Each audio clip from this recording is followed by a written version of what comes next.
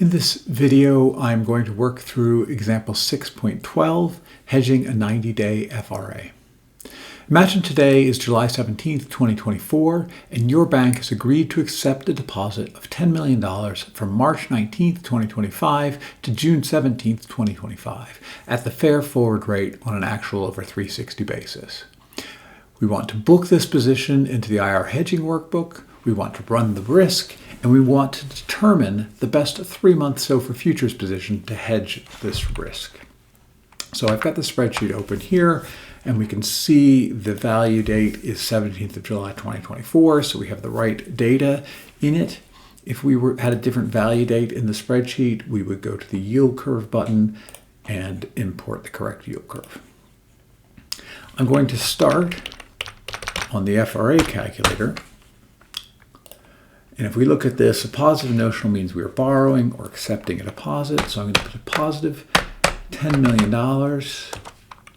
into the spreadsheet. Let's just switch back, make sure we get our dates correct. March 19th to June 17th. So 3/19/25 to 6/17/25. And we can see the fair rate is 4.275%.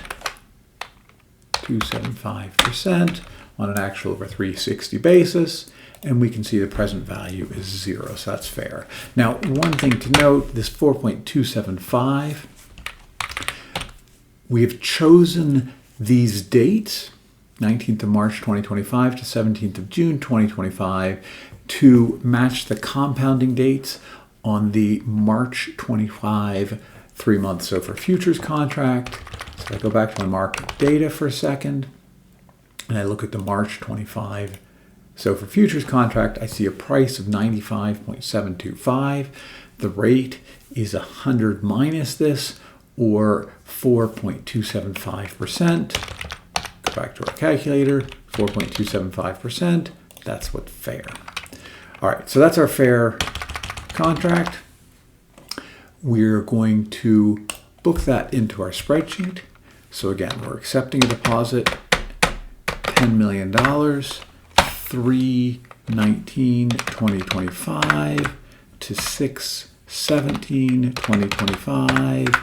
We can see that 4.275 appear here. So let's put that in. The actual over 360. I book my FRA, and of course, because it's fair, present value is 0. If I look at the forward rate agreements sheet, we can see that position having been booked. Okay, we're going to, so that's step 1. Step 2 is run the risk. We can see the risk all appears. There's going to be small amounts of risk elsewhere maybe, but the risk all appears in that March 2025 maturity. It's $239 per basis point. So this risk, this is a DV01, so this means when interest rates go up by 1 basis point, we make $239. If we want to think about our hedges, so first this is telling us that we need to trade the March 2025 contract, which is not surprising given the FRA we've just booked. And we make money when interest rates go up. So this is equivalent to a short position in the futures contract. So to hedge, we're going to have to go long.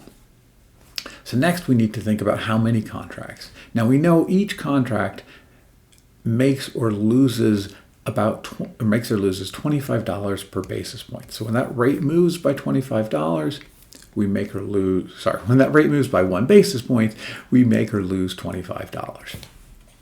We have $239, about $240 of risk, so that's close to 10 contracts. So I'm going to go to the March 2025. I'm going to go long 10 contracts. Remember, we make money when rates go up, which means we essentially have a short position. We want to go long. I'm going to book the futures contracts. Again, I can look at my SOFR futures page, and we can see that booking of the 10 contracts we've just done. We run the risk again, and we can see the risk is now negative $10.82 per basis point. So we've taken a risk of about $250 per basis point or $240 per basis point and turned it into a risk of about $11 per basis point. So we've roughly reduced our risk by a factor of about 25. So that's a pretty significant reduction in our risk. And for interest rate hedging, that's probably good enough. I hope that was a helpful video. I hope you understand how to work through all of this. One thing we did not do, because I'd done it beforehand, was to click that clear all button before we start to make sure that there are no positions in the spreadsheet.